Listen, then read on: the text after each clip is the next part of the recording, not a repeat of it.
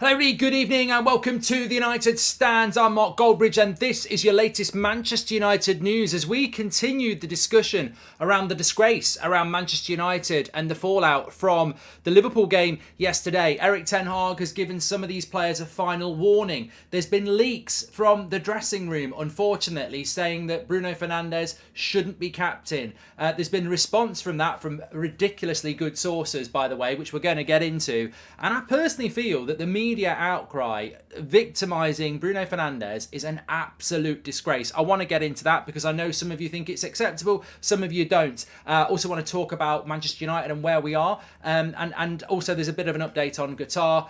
Confidence growing around Qatar. Another report today saying that they're very, very confident that they will get the deal done for around €5 million to get Manchester... €5 billion, sorry. €5 million isn't bad.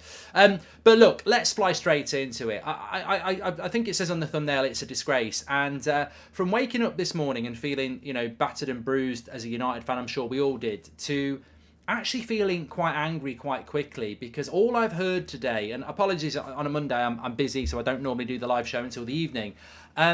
This is a Manchester United player, first of all, and we are Manchester United, and whilst we get beat 7-0 and we have to take it on the chin and we have to take the banter, at some point the pride of the shirt and the pride of the club you support has to kick in, and you have to defend your own. I don't mind United fans criticising our players, but it's bad enough seeing complete idiots, you know, doing rat impressions of Bruno Fernandes, quite literally, and calling him a rat. I'm sorry, I don't know about you, but immediately, as soon as I start seeing rivals or other journalists or other media outlets or other media personalities going in on a Man United player, whether they're crap or not, there's just something in me that kicks in and says, this is my club and I'm going to stick up for my players.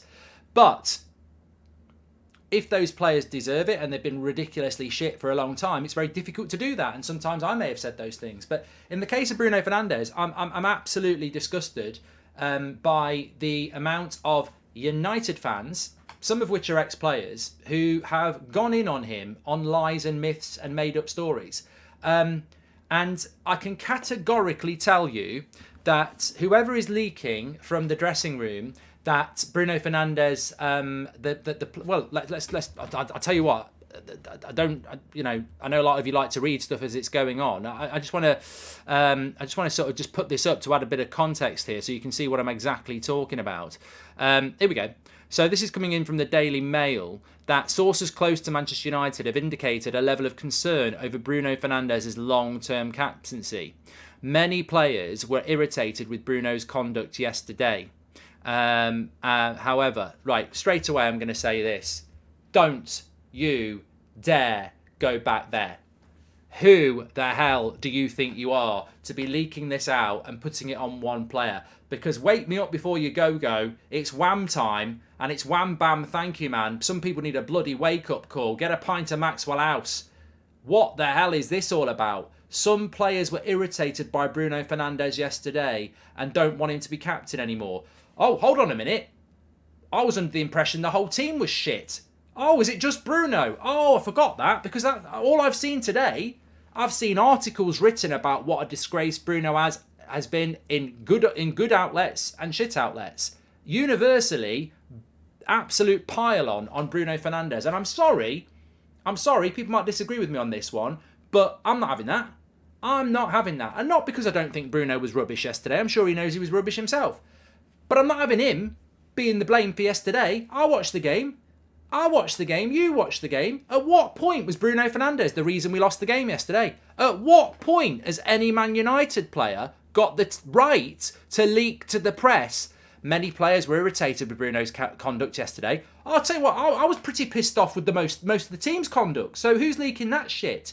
And who's leaking about the captaincy? I think whoever's leaking that wasn't even on the pitch yesterday. I would be stunned if any of the players on the pitch yesterday have picked up the phone to a journalist and gone, just to let you know, the players in the dressing room weren't happy with Bruno yesterday and we want a new captain.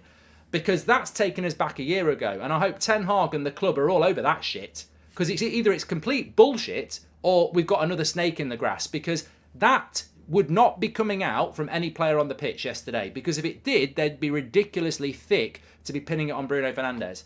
Absolute joke. And you know, I'm ashamed of United fans who've absolutely gone in on Bruno on this one, because I think it's bang out of order. Look, he was rubbish yesterday. He was rubbish, and he was rubbish like a lot of other people were. But we are scrutinising his captaincy, right? We're scrutinising Bruno's captaincy, and we're calling him a disgrace, yeah? I categorically know, and I'll put this out for you because it went out on the United stand, and I know it went out on the United stand because I know where it came from. This is categorically truth from one of the ultimate sources you could get. On good authority, Bruno Fernandes was not requesting to be substituted during the match against Liverpool. Instead, he was seeking clarification about his position after some substitutes were made. On further to that, absolutely, categorically, 100%, Bruno Fernandes is one of the most liked and respected players in that playing squad. He's got time for everybody, loves playing for the club, well liked within the team and by the manager. So this is complete bollocks. Whoever's putting this out there, they don't care about Man United. It's the Self-Preservation Society again. It's the Blame Shifters Society. It's a complete nonsense. And I know that for an absolute fact because I've heard it from 4 or 5 people today who are very, very close to the situation that's going on. So it's bollocks. It's absolute nonsense. And all this is, and to those fans out there who are doing this, and to those people who are putting the lies out about the conduct of players yesterday, all you are doing, if you absolutely analyse it, by individualising this and making it about the captain and making it about one player, all you are doing is destroying our season. All you are doing is planting a seed and highlighting an issue and focusing in on that. And I'll tell you for free, I personally, over the years, have taken so much shit through unfair things. Oh, you were on Ollie's back all the time. I was one of the last people to be Ollie out. Oh, you were on Mourinho's back all the time. I was one of the last people to be Mourinho out. Oh, you were always saying that Maguire was shit. Or McTominay was shit. All right, was I wrong about that? Maybe I was. But I'll tell you what, I'm not going to sit here and take this nonsense about the United stand and Goldbridge being negative when I haven't been negative for about a year since Ten Hag came in. And yet I can see people waking up after a 7-0, writing articles, telling lies, calling one player a disgrace. Hold on a minute, I might not be from Manchester. I might not be a journalist. I might not have played for the club, but I tell you what, I think I'm a better fan than all those people who've gone in on the captain calling him a disgrace, and they won't get anywhere near the treatment I've had over the years. And I don't. That's the smallest violin in the world. But my point is, I do not find it in any way acceptable the way Bruno Fernandes has been treated over the last 24 hours. He played rubbish yesterday, amongst many others. Why is he being victimised? And ultimately as well, can we just say, Sky Sports have come out, and I'm going to read you this as well. Sky Sports have come out and said this, and this is absolutely there for you to see. So these are the quotes of Gary Neville yesterday. Bruno Fernandes is stood in the centre circle with his arms raised, saying, "Why isn't it me coming off?" Honestly, I think some of his behaviour in the second half has been a disgrace. In the same article, Sky Sports News understands Fernandes was not asking to be substituted, but seeking clarification on his position after Marcus Rashford was subbed on. That's not Jamie Carragher doing that, by the way. And I'm not having a pile on with Gary Neville. Gary Neville is a legend of this club. He's an ex-captain of this club. Maybe he doesn't like Bruno Fernandes. I don't know. But that's really dangerous because Gary Neville is very much respected by me and many other fans. I've been very interested to see what he was going to say about Qatar and everything else. But when you say, as a Man United legend, and you're one of the best pundits on the TV with millions listening, you say a Man United captain who's 6-0 down to Liverpool is asking to come off, and you're wrong. What damage does that do to the reputation of Bruno Fernandes when people believe that? I was on a video with Ben Foster today and he thought it was the truth. It's not the truth. It didn't happen. He wasn't asking to come off. I've seen the clip. That is a leap and a half. You cannot say that based on that. It looks exactly like he's saying, where do I need to play and I'm ready to kick off. So it's just completely unfair. And I don't care about rival fans calling him names and going in on him. But when it's your own fans going in on our own player, who was no worse than 10 other players, who actually, can I just read this out as well? As captain of this club, our win ratio with him as captain is 63%. There ain't many people in our history who've got a 63% win ratio as captain. When he's not captain, when he's captain, we only lose 16% of our games. When he's not captain, we lose 50% of our games. Would people be questioning Bruno Fernandes's captaincy at Manchester United if we'd drawn with Liverpool yesterday? No, they wouldn't. No, they wouldn't. So they are 100% questioning him, calling him as a. Would they be calling him a disgrace if we'd lost to Liverpool yesterday? No. This is 100% because we lost to Liverpool, and typically a non-British player gets scapegoated again. It's jobs for the boys, bias nonsense, and it should be called out. And I really do not. I want us to spend tonight talking about the Ten Hag comments and how we build back from this. But the 7-0 thing has gone. It needs to be addressed, but it has gone from my head because completely the wrong conversation is being had. I want to talk about why we've collapsed, why we've lost 7-0 at Liverpool, our biggest rival. And unfortunately, we're spending time having to deal with a witch hunt on a player that just doesn't deserve that sort of focus from our own fans and the media. It's disgusting the way Bruno Fernandes has been gone in on. And I tell you what, Marcus Rashford put a tweet out today saying it's a shame we can't play again because we're ready to go. Gary Neville liked that. He liked that tweet. Bruno Fernandes is a disgrace. I don't get that. Why is Marcus Rashford, let's like his tweet for saying let we go again, but Bruno's a disgrace? I don't see the difference between Marcus Rashford and Bruno Fernandes, and I don't see why one of them gets a second chance and the other one's a disgrace. And people will say, wow, Marcus Rashford doesn't throw himself to the ground or get involved in stuff. Bruno's been doing it for 2 years. When we're winning, people don't complain. But we lose one game, he shouldn't be captain and he's a disgrace. Hypocrites. You're bloody hypocrites. You weren't saying this about him last week. I was talking about all the minutes. He plays more than anybody else. He'll play 3 games a week, 90 minutes. He played against Barcelona 90 minutes. He played against Newcastle, and I think he played against West Ham. 3 games in 6 days. He'll play every minute he can. He'll put his body on the line for this shirt. He's been rolling around petulant for years. We all know that. That's who he is. That's the way he plays the game. It's absolutely fine. Oh, it's fine when we're winning. 63% win percentage as a captain. We only lose 16% of our games when he's the captain. But lose to Liverpool, he's a disgrace. He shouldn't be captain. Oh, it's wrong. It's wrong. And yet other players, British players by any chance, oh yeah, let that, they're fine. It's not on them. It's just wrong. Individualising yesterday's performance is wrong. We win as a team, we lose as a team. And everybody has to look at themselves yesterday.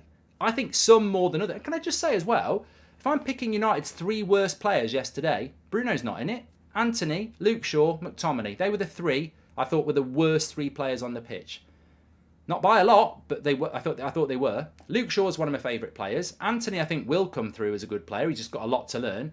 And McTominay, well, you know, I think needs to go in the summer. But I don't want to individualise it. I could have done. I don't want to because we lost 7-0 and everyone has to look at themselves. Rashford lost his confidence after the defeat. I really doubt that we're going to see him on form again, at least not this season. I think we will sell him. I think he'll be fine. Mark, I don't think there was a leak about Bruno. It's such a generic headline. I agree, though, the fans need to respect him. It's one match. We keep moving. Thank you very much, pal. Matty. Very gutted, Mark. However, if Keane saw Rashford tweet, he would be furious. They're looking a scapegoat. Let's bounce back, says Zeus. Whilst I agree with your general point about scapegoating non-British players, Bruno literally gave up running several times along with petulance. Think it was fair. I'm sure Eric Ten Hag will sort him out, says Gooner Station. But look, I'm not here to say that Bruno played well yesterday, but you're individualising one player when the whole team did it. These are grown men who've won Champions Leagues, who've played in Euros finals, who are internationals, who are on somewhere between 100 and 300 grand a week, most of them. You're telling me that Bruno stopping running, they go, oh, well, I can stop running now. Bollocks. This, you know, the captain's important and he was bad yesterday, but we've lost, you know what, with Bruno as captain, we've had 19 games with Bruno as captain. We've won 12, we've drawn 4, we've lost 3. We've lost 3 games with Bruno Fernandes as captain. Those 3 games are Liverpool, Man City and Arsenal. We need to look as a team and as a coach at what our problem is away from home. Because if you look at the top of the league table, we've lost to Arsenal away, we've lost to Man City away, we've not played Spurs or Newcastle away yet. We've lost to Brighton away. We've lost to Brentford away. We've lost to Liverpool away. We've not played, and we drew with Chelsea away. I'm trying to think if that's everyone in the top 8 or not. There's one more team I've not thought about. But we've not beaten anybody away from home that's in the top half of the table, and we've lost to most of them. We've got a problem. There's a problem there, and I haven't heard enough people talking about that. The only thing that pissed me off yesterday was the subs, because we did see any progress but got worse with each one. I agree, Francesco. First chat, although playing BRUNO on the right first time, playing Casemiro in field, Ten Hag got the tactics wrong, same as City playing just McTominay and Eriksen. I mean, that's another thing as well. And you know what, to be fair, ex-players, Paul Scholes said this, and he's absolutely spot on. Highlighting Bruno Fernandes seems a bit unfair when he'll play every minute he'll play every minute possible, and he'll play anywhere. He's been right wing, he's been left wing, he's been centre mid, he's been number 10, he never moans, he gets on it and he plays, and he's the captain. And realistically, as the captain of the team and one of our better players, why is he being moved all over the place so that Weghorst can play at number 10? Weghorst is not a number 10. I don't think Everton would play Weghorst as a number 10. We've got Weghorst playing number 10 because Martial's always bloody injured. So Ten Hag has to move things around. So Bruno has to move around. You know, I think that I don't say this lightly.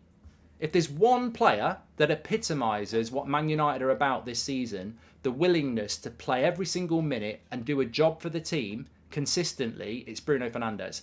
Yes, he was a shower of shit yesterday. He will know that. I know that. You know that. He was petulant. He was crap. Everybody knows that. But are we going to absolutely slaughter the lad for one game? I've seen people writing articles entitled "Bruno's a disgrace." Very good outlets. I've heard, you know, Gary Neville called him a disgrace. A few other people called him a disgrace. I think Roy Keane went in on him as well. It's been open season. Hi Mark, you're doing well. It was my birthday yesterday and I had some friends over and watched the game. What a disgrace. The whole team is at fault, says Chan. And in the last 4 seasons, Manchester United have given up 4+ goals 13 times, the most in the Premier League. Bruno, Fred, McTominay, Rashford and Shaw featured in most of those games. Ten Hag needs to get rid of these bottlers, says HKN. And Bruno didn't give up, never has, never will. He was incapable of more. He's the only one who's given blood, sweat and tears in every game since he joined. Look, manchild, I don't agree with tiredness being a factor yesterday because you're playing Liverpool. You know, you run on empty, you run on adrenaline. But what I would say is you might be onto something. He literally played, and correct me if I'm wrong, I think he played the full 90 minutes against Barcelona on the Thursday, Newcastle on the Sunday, West Ham on the Wednesday, and then he's playing at Anfield on the Sunday. Not to forget the last 2 months where he's played 3 times a week. I mean, if there's one player that probably could logically run out of energy at some point, it would be him. I think Bruno's petulance stands out a lot and also his visibly give up on the pitch, and he's part of our most major lost question should be asked, says Jay. Yeah, but why are you not asking about everybody else? The hypocrisy needs to stop. Picking on non-British players when things go wrong is childish, says Prince. And one disaster with Bruno as captain and everyone is going in on him. Not yet years of it with Maguire as captain and not much said by the media. I wonder why, says Dowell. Look, I don't want to say that, Dowell, but if Maguire had played yesterday and we'd lost 7-0, that these journalists and ex-players would not be calling Harry Maguire a disgrace. I don't think they've ever called Harry Maguire a disgrace. And yet he's consistently put in worse performances than Bruno Fernandes, and his win percentage is 50%. And our loss percentage with him as captain is 50% this year. He's been captain 5 times. No, I think 6 times. But it would never happen. You're right. It would never happen. And that's why it needs to get called out, because the treatment of one player compared to another player who's worse and is a worse captain is a disgrace. And it's not fair to bring Harry Maguire into this. He didn't play yesterday. But it's not fair to treat Bruno Fernandes the way that's been treated by our own fan base and our, you know, respected ex-players of the club. They're wrong to do that. I don't care. And look, I can't do any more than say this. I watched the video on Friday about the ownership that I completely disagreed with, where apparently, you know, it's an open debate, but it's not an open debate. And I'd happily do that. And that's not me laying the gauntlet down, but we have got a big community, and I'm more than happy to have this conversation, whether it's on the TV or having a coffee about it. More than happy to have it. And I think if you put your opinion out there publicly and you get called out publicly as wrong, don't bump your gums about it quietly and start slagging people off behind their back. Have a chat, because, you know, these players are legends. I have got a lot of respect for them, but also I think it's bang out of order to react the way that it's been done. I don't agree with it. The treble is still on, says Tal. Thank you very much, pal. Hi Mark, we need to stop playing 4-3-3 away from home. Ten Hag needs to adapt his tactics away from home. We are too gung-ho. Great show as always, says Chris.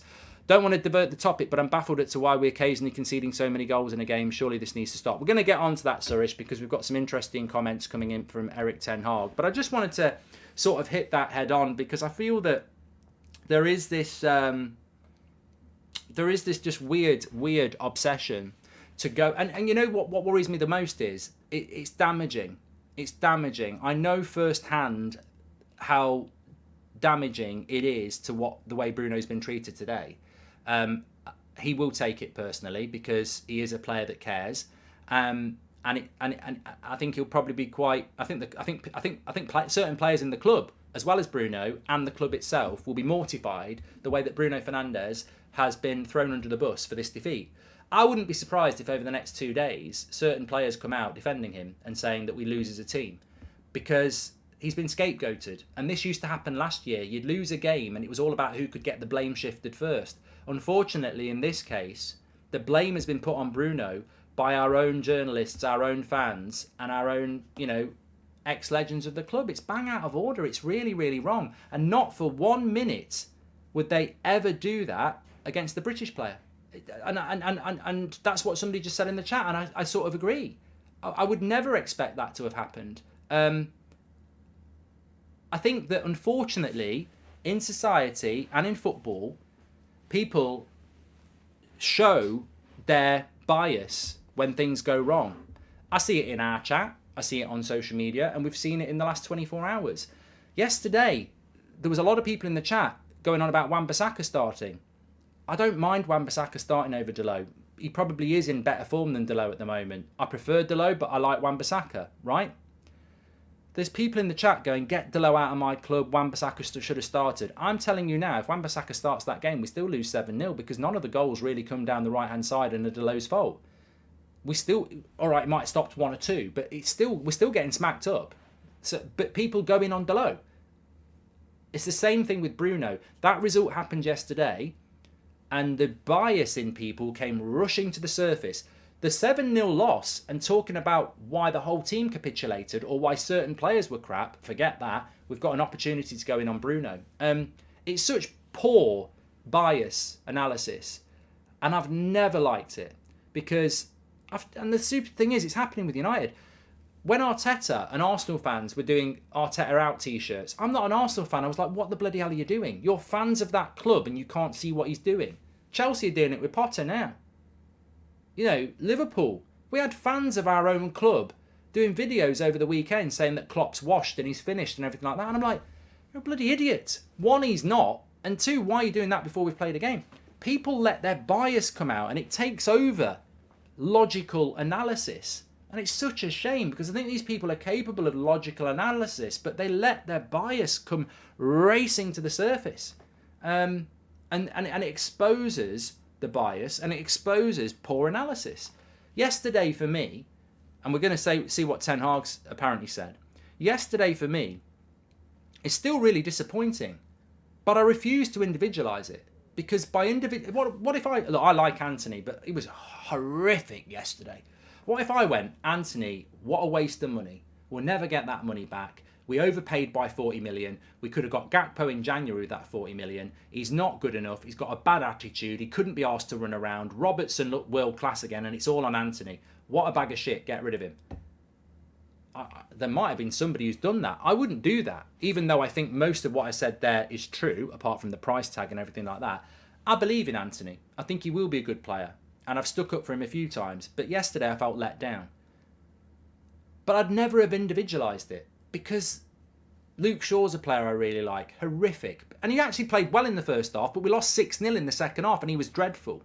Martinez, love him to bits. Dreadful. Varane, love him to bits. Dreadful. Casemiro, nowhere near. More Jemba than Casemiro. Fred, not great, but actually McTominay came on, was even worse. Bruno, we've spoken about. Rashford, awful. Anthony, we've spoken about. Weghorst, crap.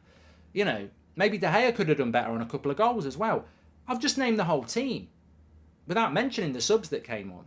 How do you individualise that performance? How do you individualise? David De Gea got voted man of the match by you lot. How? Because someone had to get it. It was a terrible performance, and the analysis should be on the team. And for some reason, widespread in the UK today, it's just been absolute going on Bruno, and it ruins what the analysis should be. Why did that happen? And it didn't happen because of Bruno Fernandes.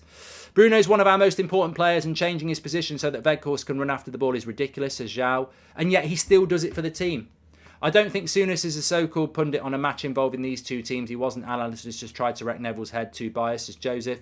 If Erik ten Hag was backed in January, that result wouldn't have happened, especially as Gakpo would probably have been playing for us, as Tom. Bruno's petulance on the pitch is because he's fighting with every fibre to win, to turn decisions in our favour. How can everyone go in on him alone, says Nick P. Cheers, Mark. Shame 7-0 happened, but we can bounce back. Bounce back when City beat us 3-0. You know what, Sylvia? I said this today as well. I want to talk about the Glazers thing, and then I want to talk about the Ten Hag thing. I want to talk about the sale, but I'm very aware that we get your comments in. Sumi says we can't individualise yesterday. It was a total team collapse, which I think scares most of us. Exactly. I want to get into that. You know, I do want to get into that, Sumi. Thank you for being a member for 6 months. It's interesting to see most of our wins have come from an improved second half. I wonder what changed for this game. Yes, Jason T. Look, I was saying today I did the Ben Foster football fill-in where we talk about the weekend, and obviously they spoke about Man United. And I said the thing that pissed me off is, look, I've seen that clip of me behind the chair. I wasn't crying. You know, if you watched it live, I wasn't crying. I felt like it. I was frustrated.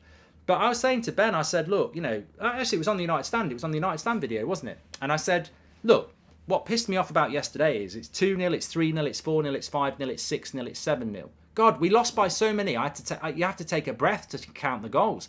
I know how petulant I was when I played football. I probably still am in a competitive level. I said on the show, I would have been so angry at 3 or 4-0, I'd have been kicking the arse of my own players, and then I'd have been kicking the arse of Liverpool. I'd have got sent off. I'd have lost my head. And somebody said, oh, that would have helped when we're down to 10 men. I said, yeah. Well, I didn't reply because I couldn't be asked. But I thought to myself, yeah. But that's petulance. That's where people are getting mixed up with Bruno here. It's just pure frustration, and it comes out in a different way. Roy Keane would have snapped someone in two. Bruno Fernandes tries to get someone sent off, starts pushing around, pushes the linesman, this, that, and the other. It's still, you like apple pie, you don't like apples. Like, the reality is, it's still petulance. Roy Keane snapping someone in two is the same as Bruno Fernandes going down and clutching his face. It's just a reaction that doesn't look very good. But they both portray the same thing. They both portray a frustration. But because people don't like the going down and clutching your face, they'd probably rather see someone end someone's career with a crunching tackle. Neither's right, but both portray a frustration. I would be in the Roy Keane camp. I would get sent off, and you'd be down to 10 men. But you'd probably get applauded for that. Well, at least he cares. I remember when Mejbri came on last season at Anfield and he was kicking people, and Rangnick was furious with him, and we loved it because he showed a bit of fight. But Rangnick hated it, and I don't think he picked him for a while because he was like, that's indiscipline. It's the same thing. But nobody, Bruno was probably the only one who showed that. But people didn't like the way he showed that. Everyone else didn't do anything. There was no crunching. I don't think anyone put a crunching tackle in the whole game. It's weird because it's a disgrace what Bruno does, but it's actually showing the same thing as a crunching tackle. And I think it does show that he cares. He just does it in a different way. Not sure about you or anyone else, but I've never been more embarrassed to be a United fan, says Cole. Well, I'm not embarrassed to be a Manchester United fan. As I said, I got up this morning and went and did what I have to do. One of those things is sitting there with non-United fans talking about the weekends. A few other things as well. I hope the players feel the same. I hope all our fan base feel the same. This not going to work stuff, not going to school stuff, bollocks. We support Manchester United. We're our own biggest critic. I don't need a Liverpool fan to laugh at me. I don't need an Arsenal fan to laugh at me. I don't care. It means nothing. We've had this going on for 10 years on and off. Do you think I'm really bothered about a Liverpool fan bantering me? Couldn't give a toss. My picture's all over social media. Not bothered. Because ultimately, we can deal with this ourselves, and I trust Ten Hag to deal with it, and we will bounce back. And you can beat us 20-0. You're still only getting 3 points for it. At the end of the day, it's embarrassing. It's a disgrace. But we still won a trophy. We're still in 2 more, and we're still 7 points ahead of Liverpool, and we will get top 4. It's why it happened that pisses me off, and it's the fact that it happened at Anfield pisses me off. I can't believe what happened in the second half. The whole team was crap. It's usually the other way around. Crap first half, world class second half, says Warrior. Yeah, well, look, let's have a look at what Erik ten Hag had to say. So Eric Ten Hag has basically said this, and I think this is probably the most important thing to sort of highlight here. Also, Bruno is not being investigated by the FAA for the push on the linesman, and I'm very glad about that, because that would have been stupid, absolutely stupid. But look, this is the thing for me. This is Ten Hag, from a Man United source, doesn't want the players going back to the days of last season, so that's why he wants them to work more with the sports psychologist. Ten Hag is also understood to have told his players to expect more session with sports psychologist Rainer Kors, who was hired by the Man United boss a few months ago. I think that look, not everybody's big on sports psychologist or any psychology of any point, but I do think it's important because, and I never thought I'd be spending time on the United Stand talking about sports psychology, but in many ways, mental health has been buried for most of my life. And one of the great things over the last few years is that, you know, I said it a few weeks ago on a Monday, I felt dreadful. And so many people responded to it positively. And it helped because I felt really bad and I didn't know why. I felt really not right. And I wouldn't say I suffer with anything like the mental health and depression that some people do on a daily basis. But I did that day. I felt really bad and I didn't know why. And if I can feel like that, then, and that's, you know, not feeling great, then we're starting to understand more and more about emotion. And, you know, that's far more serious than what we're talking about in sports psychology. But there is an issue with Manchester United. There has been for a while.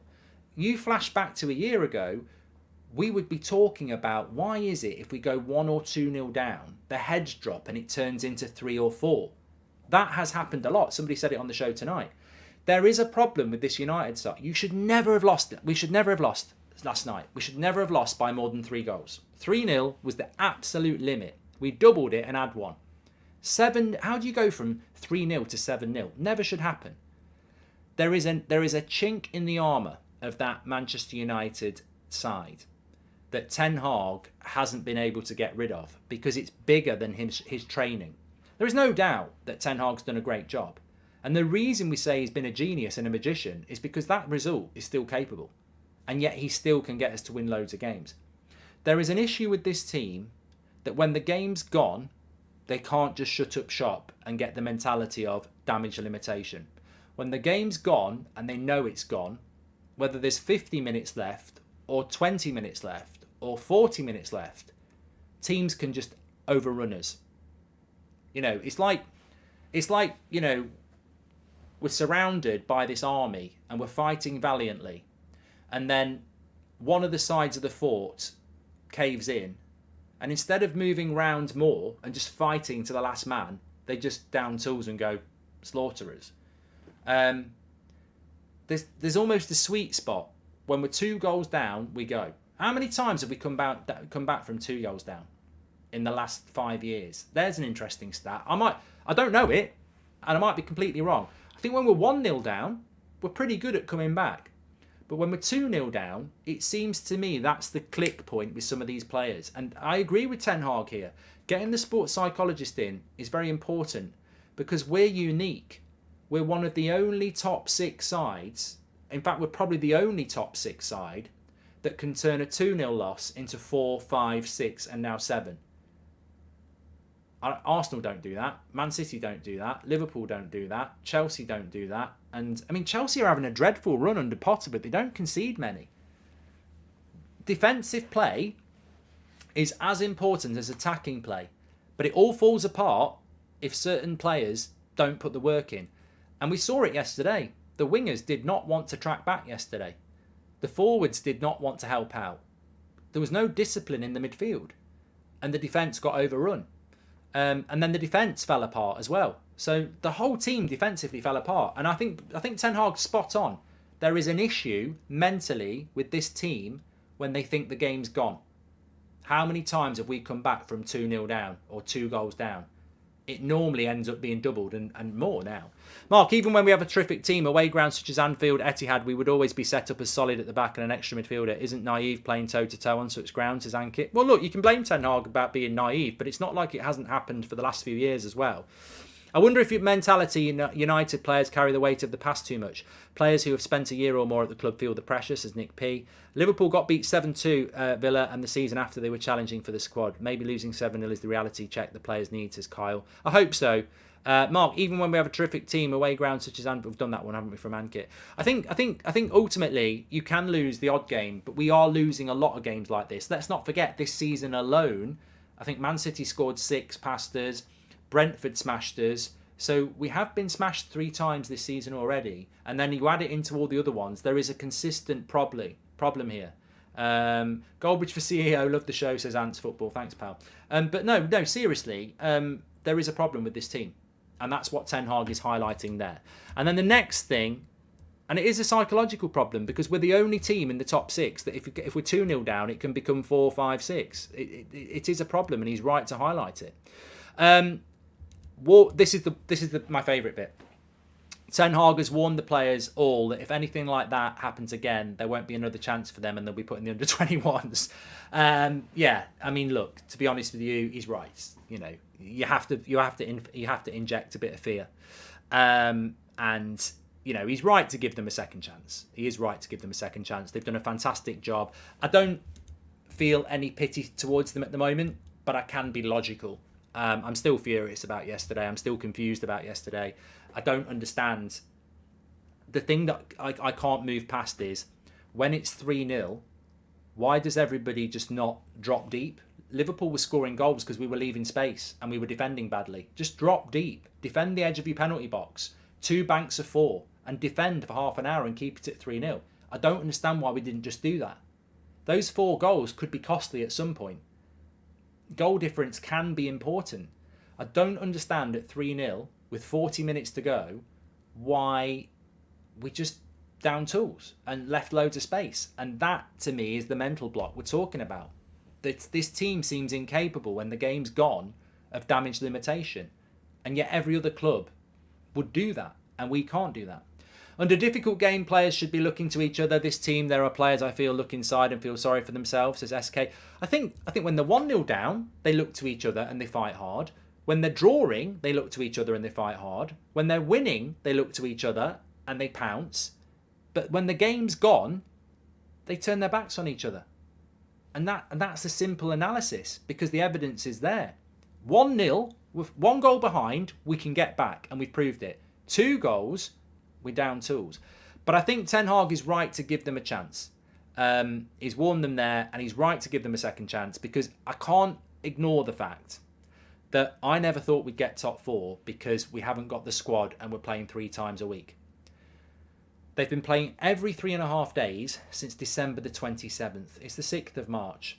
They've lost 1 game 7-0 and they've lost another game to Arsenal. In that time, we've beaten Man City, we've knocked Barcelona out, we're still in all the cups, we've won a cup, we've not only got in the top 4, we've put ourselves comfortably in there. The run we've been on since the December the 27th, you know, they've been amazing. They've been absolutely amazing. To go through that 3 times a week, they have done a great job. And we've rode our luck a bit, but ultimately we are where we are. We deserve to get beat yesterday, but we deserve to be where we are in the trophies and the top 4. So they do deserve a second chance. And the worst thing we could do, and Ten Hag's not stupid, the worst thing he could do is go, Bruno, you're out the team and you're not the captain. Harry, come back. Martinez, you're out the team. Lindelof, come in. Luke Shaw, you're out the team. Malacia, come in. You know, Casemiro, you're out. McTominay, come in. Fred, you're out. Sabitzer, come in. Sancho, you're playing at number 10. Martial, you're back fit. Rashford, you're out. You know, there's 7 players in that team that deserve the second chance. De Gea, Shaw, Martinez, Varane, Casemiro, Bruno, Rashford. Those 7 players are still the 7 players that have really got us where we are today. And they deserve a second chance. But bloody hell, they all need a warning after yesterday because that was unacceptable. A week ago, same fans wanted Bruno to lift the trophy. Now some fans and pundits want him thrown out of the club. It's disgraceful, says Kay.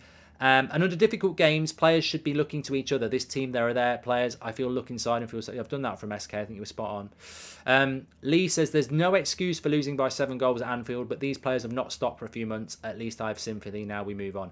See, Lee, I don't have sympathy, and I can't move on, but I will. And, you know, I will move on because of what they've done over the last 2 or 3 months. But Ten Hag's right. Don't ever bloody do it again, because that's a liberty. You know, you're asking the fan base a hell of a lot to put up with a 7-0 loss to our biggest rivals there. But you know what? I will say this. Let's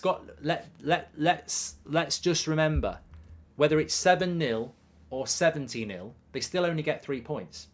And they're still 7 points behind us. And I'll be honest, if I said to you, top 4 in the Carabao Cup, but you've got to get beat 7-0 at Anfield, you'd probably take it. You probably would. And I'll go further than that. If somebody says you'll get beat 7-0 by Liverpool at Anfield, but for the next 5 years, you'll win 5 times at Anfield, 1-0, bring it on. You know, so it's what we do with that defeat. In life, it's what you do with defeat. Whether it's in your personal life, it's grief, it's relationships, it's jobs, it's sport. It's what you do with defeat. You know, it's like that line out of Rocky. I probably should have used Gladiator, but I used that on the Sidemen. You know, it's not about how many times you get hit. It's about how many times you get hit and get up again, or something like that. And it's true. You will get knocked down. You will get knocked down. And we will lose again. And if I was Ten Hag, the thing I would be saying to these players is, I hate losing, and I don't want to lose. But we will lose. There'll be better teams than us who beat us. But what is unacceptable is, I don't care if we lose 1 or 2-0 and we have a bad day. But never humiliate me or that fan base like that again. And I'll back you. I'll give you the odd bad result a season if someone's better than us. But I will never back you if you do that again. And that's the problem with yesterday. It's the 7-0. It's the downing of the tools. It's the disrespect for themselves and the manager and the fans. Anyway, losing when they've played as much as they have is bound to happen at some point. Losing 7-0 though is just unacceptable, says Brad. I agree. United got that Lisa Ann style pounding, stuffed like a stocking at Christmas, blood pumped harder than a bouncy castle at my kid's birthday. Okay. Doesn't bother me. Spot on Mark, says Seamus. And Old Trafford is the biggest pressure pot in our game. Maybe the players feel that sinking feeling when we're losing. TalkSport did a whole day of coverage among other outlets. They are only human, says Nick P. I prefer to face this 7-0 defeat than Ollie's 5-0. Eric Ten Hag needs reinforcements to rotate players. And I think George's probably just made the comment of the evening. Because, you know what? Losing 7-0 at Anfield is worse than losing 5-0 at Old Trafford under Ollie. But it's not. It's not. Because last week we won a trophy. We never won anything under Ollie. For the last 3 months we've played brilliant football and we've won loads of games. We never did that under Ollie. And there's a real belief that this team is on the up. We were never that under Ollie. So, you know, there has to be context around the result. And I suppose that goes back to what we were talking about Bruno. No context was given. He's been a brilliant captain this season in a brilliant team. The win percentage is great. He's played more minutes than anyone else. He gives everything in the United shirt and he's well liked within that club. One horrific result. He's a disgrace. He shouldn't be captain. I've had enough of him. Well, I'd have a lot more respect for these people who've had enough of Bruno if they'd been fucking saying it for the last 2 months when we were winning, but they wouldn't dare do it because they'd have been hung out to dry for being a hater. Well, you're still a bloody hater. Just because we lost to Liverpool doesn't mean you can say, I've had enough of him, because that's more than 90 minutes. That's your bias coming out. You've had enough of him after 90 minutes in one game. Bullshit. You've had enough of him for a lot longer than that, and you've outed yourselves now. So either apologise or own the fact that you've just slaughtered a Manchester United player in a very good season and you're damaging the club in doing that. And I will call that out. And I will have a conversation with anybody about it because I've been unfairly accused of causing issues in this fan base. And yet every issue I've raised has been right. The managers did get sacked, Mourinho, Van Gaal and Ollie, because they weren't good enough. The players that I've said have been consistently shit don't play for us most of the time anymore. Or they've massively improved. That's toxic, apparently, for being right. But going in on a player publicly, worse than some of our rivals have, in national newspapers and online, that's okay. That's okay because, you know, well, it's not okay. If someone told me you would take a 7-0 loss at Anfield if got the Glazers out, I'd ask them where do I sign, says United Av. Avram came to our dressing room when we win a cup. Since then, they're emotionally invested. Where are they? Glazers out and Qatar in, says Mohammed. And we should not be going in on individuals. Yesterday, it took the whole squad to leave that dump on the turf, says Brad. And that just reminds me as well, just on the Glazers as well. I genuinely meant this when I said it. And I knew when I said it, I was going to get pulled up for it. So when Gakpo scored yesterday, I said, oh, how ironic it is that the player that Ten Hag wanted last summer, but we had no money left, wanted in January, but we had no money left, signs for Liverpool and scores 2 goals that kills us off. And I had people, even United fans, saying, I can't believe you're making this about the Glazers. And I thought, I can't believe you're so thick. This course, this is about the bloody Glazers. Whether it's them individually, the CEO they appoint, the director of football, the coaches, the players they've recruited, of course it's about the Glazers. Of course that result yesterday is about the Glazers. They weren't on the pitch and the players have to do better. But the state of the club, every loss we have goes back to the Glazers. Because that team's knackered. I don't think that's the reason we lost yesterday, but that team needs resort. The big reason I blame the Glazers yesterday, partly, and ultimately overall, is because Erik Ten Hag was angry, and every sub he made angrily made us worse. He was taking players off because he wasn't happy with them, but unfortunately the players he was bringing on were worse, and Liverpool kept scoring. Like I say, McTominay comes on at 3-0, we lose 7-0. And he wasn't the only one, to be fair. Now,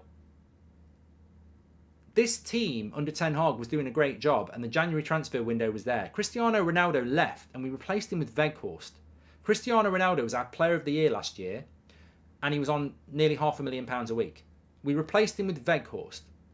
Christian Eriksen got injured. We replaced him with Sabitzer. We needed another midfielder anyway, because Donny van der Beek also got injured. We lost 2 players for most of the season and replaced them with 1.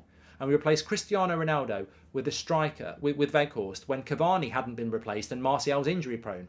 My point is, this football club did not back this manager in January anywhere near the way they needed to. So when I blame the Glazers for yesterday, I blame the Glazers for a lot of things. And ultimately, we don't lose and go Glazers out. We say Glazers out every bloody day for years. It's not because we lost 7-0 to Liverpool. The Glazers are an issue at Manchester United and the way they run the football club. And I will stand by that. And I felt that yesterday was ironic because I know for a fact, like many of you, that Cody Gakpo was the player that Ten Hag wanted. And how ironic it is that he's scoring, the first and the third goal to kill the game when he should have been wearing a Man United shirt and we had no money left. Mark, as bad as 7-0 sounds, it's sport and it can happen. Players have to pick themselves up and regroup for the next game. United will learn from it, says Russian. Well, yeah, we will pick up. I can't wait for Betis. We will pick it up. But where I disagree with you on that, and I think some of the players need to realise this. I saw David De Gea put it out. Marcus Rashford put something out. That's absolutely fine. It winds people up, but it's fine. They're basically saying we go again. We can't wait to play again. And we will probably beat Betis. There will be a reaction. But they missed the point. This is one horrific result in 3 very good months. You don't need to say we're going to go again or we're going to try hard in the next game. I guarantee they will. I've got no doubt about that. And respect for having that mentality. And they should have that mentality. That is not the problem here. It's not the loss. It's the manner of the loss. And that's why the psychological thing that Ten Hag is apparently looking into is important. We might go and win the next 10. But if we go away to Newcastle next month and they score 2 goals really quickly and then they get a third, we'll probably lose 6-0. That's the issue with this team. When the game's gone, their heads go. But there's pride and professionalism that has to kick in for that shirt. The game might be gone at 2-0, but keep it at 2-0. Keep your respect. It's not about bouncing back against Betis. It's about the next time we will be tested is when we play a game and for some reason we're 2-3-0 down. And you've got to, that's when they get tested.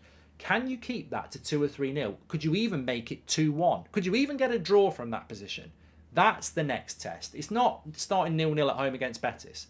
The next test for this team is, why do you keep turning 2-0 losses into 4, 5, 6, 7? That's the test.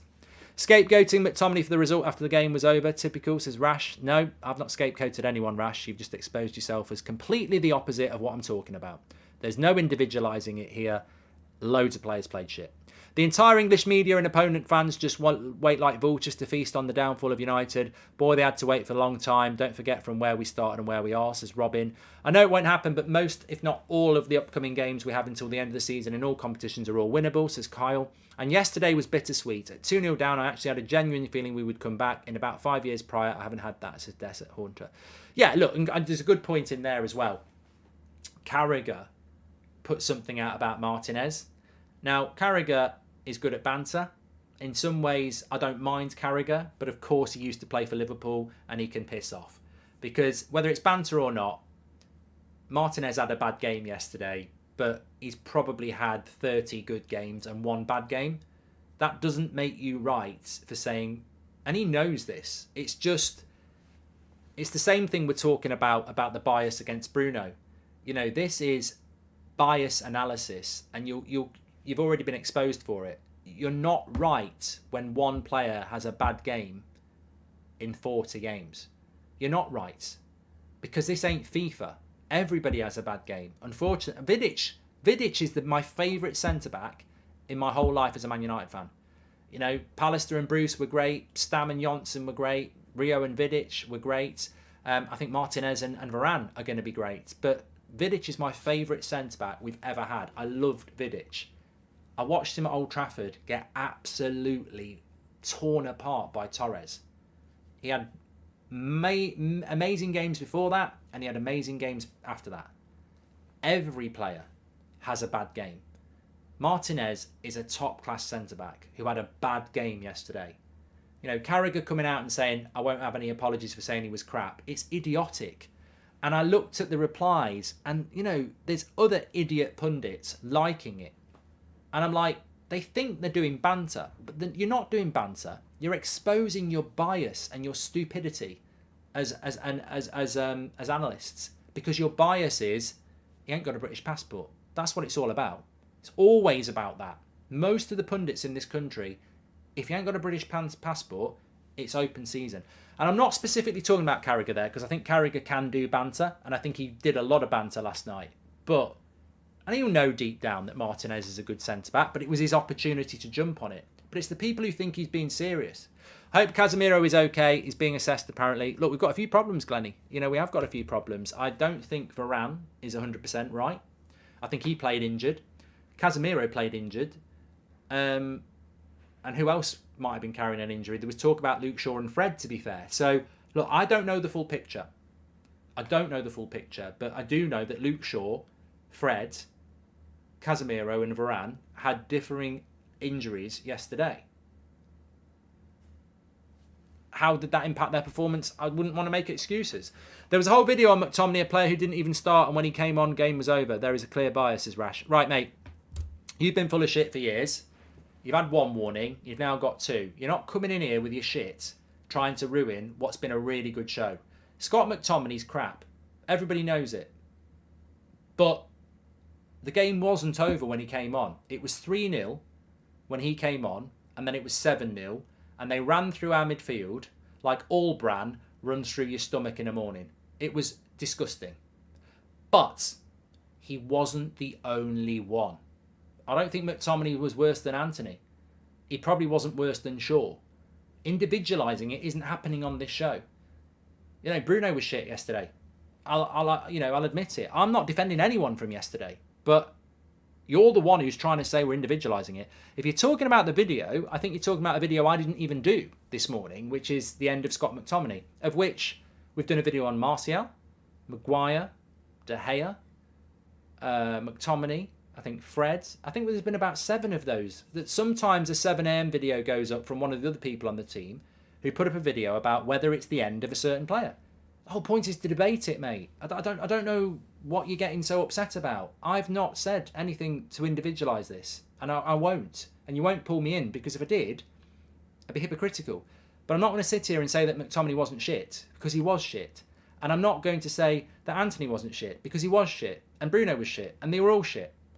What I will say is, Scott McTominay needs to go. He's not good enough. That's an opinion. You might disagree with it.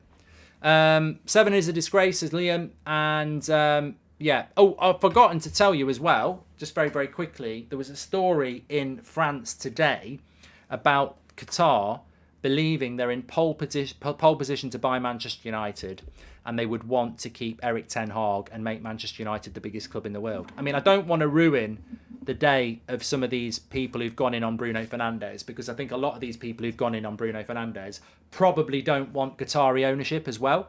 It's the same sort of bias. But one thing I did find interesting today, and I would keep an eye on this, and I think it's nothing to do with United and it's nothing to do with Qatar, but it is interesting that this is happening around the same time that, you know, Qataris from the same region are trying to buy Man United. So the Women's World Cup in the summer is being held in Australia and New Zealand. Now, Visit Saudi Arabia, apparently, it's all over the UK press today, they want to sponsor in some way that World Cup.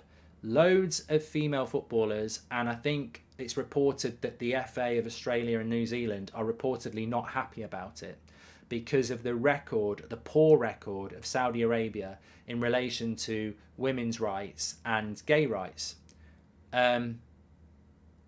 That is potentially something to keep an eye on, because it's got nothing to do with Qatar and it's got nothing to do with Manchester United. But if that story is true and it gathers some momentum, that will get picked up very quickly by certain journalists who don't want Qatar to own Man United. And that could be an issue for Qatar buying Man United, because if it, you know, it's an angle, isn't it? And I'm not saying that's right or wrong, by the way. I mean, look, that's Saudi Arabia and it's the Women's World Cup. But I saw it today, I heard it on TalkSport, I think, or BBC Radio 5 Live, and I thought, I'm going to mention that on the show tonight, because that we've had a lot of people who are against Qatar, but they're not really saying why. And I think that those sort of reasons might start to come out at some point. Whether that's right or wrong, I'm just saying, you know, that's something I heard today, and I thought, I wonder how long it's going to be before that sort of thing starts coming out. The number one culprit of yesterday's match was fatigue. Solution needs squad depth. How? Glazer's out. Qatar in, says Sakin. What does that mean for Newcastle, says Tom? Well, you know, Tom, you took the words straight out of my mouth. You know, this is what I was actually literally about to go there. I was going to say, I wouldn't be surprised if, you know, this Visit Saudi thing gets picked up by journalists around United who say, look, in the World Cup, in the Women's World Cup in Australia and New Zealand, they're threatening to boycott it because they don't want Visit Saudi Arabia to be involved in the sponsorship because of their record with women's rights and gay rights. Man United shouldn't be having Qatar for the same reason. Hold on a minute, Newcastle are fighting for fourth. We've just played them in a Carabao Cup final, and they're owned by Saudi Arabia, who are actually, you know. So yeah, what I'm saying is just get ready for it. Of course, it'll probably be laced with hypocrisy, but just get ready for it.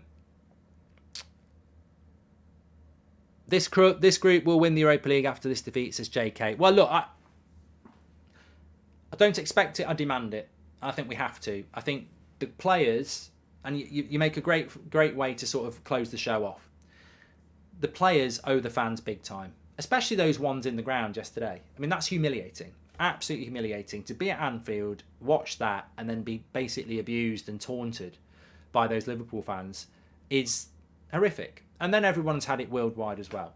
Those players owe the fans. They owe Ten Hag, but they owe the fans. And the only way they can repay us is by making sure that doesn't happen again, which I don't think any of us trust won't happen again at the moment. But they can go and win the FA Cup. They can go and get 80 points, and they can go and win the Europa League. And I think that's what they've got to aim to do. They've got to work their arse off between now and the end of the season, and make sure that doesn't happen again. Because Ten Hag's put the warning out, and he's right. If that happens again with this set of players, you've got to make changes. And look, I know I'll use an example here. I think Martinez is absolutely fantastic. And I'm only plucking Martinez as an example. But if that happens again, and then Ten Hag says you're up for sale, then, and obviously he won't do that, but I'm just using him as an example, then the players can't blame themselves. You know, they have to be warned, and it can't happen again. Mark, all this extra stuff has been building up for months. United on the rise has the whole league bringing back their trauma from our past, says SK. Dario, welcome to Members Club. Thank you everyone for watching. Really enjoyed the show tonight. I know we've delved into topics that we probably don't agree on. That's the whole point. Like I say, I'm happy to talk this through with Gary Neville or anybody else. They won't do it, but I'm happy to because I respect them. And the journalists, I respect them in the jobs that they do. But ultimately, I stand by what I said. There's a bias here that's completely unfair, that's a disgrace. And as I said, there is absolutely no way Man United are thinking about taking the captaincy off Bruno Fernandes. And there's absolutely no way there's players in that first team that don't like Bruno Fernandes. So whoever's leaking or making that story up is a disgrace. And I know that categorically. I know how highly Bruno Fernandes is held in that football club by that first team. And it's a bollocks. And ultimately, whoever's calling him a disgrace, who's a United fan or in the media, is actually damaging our club. And some of these people know this. They know the siege mentality of Man United. So to be coming out and calling our captain a disgrace is just fracturing out the club they supposedly support. I don't get it. And if we were losing every week and it was Ollie era, I'd understand it. But we've been winning every week. We just won a trophy. We're in the top 4. And people are coming out calling our captain a disgrace. And I've had enough of it. All you're doing is damaging our club. It's wrong. This result is all on the board who failed to support the manager, lone centre-forward from Championship club and had to be compared to Darwin and Gakpo. Midfield out of opposition players are drained and Bruno overplayed, says Mustafa. Thanks everyone for watching. We'll be back tomorrow. Take care, have a good evening and stay safe.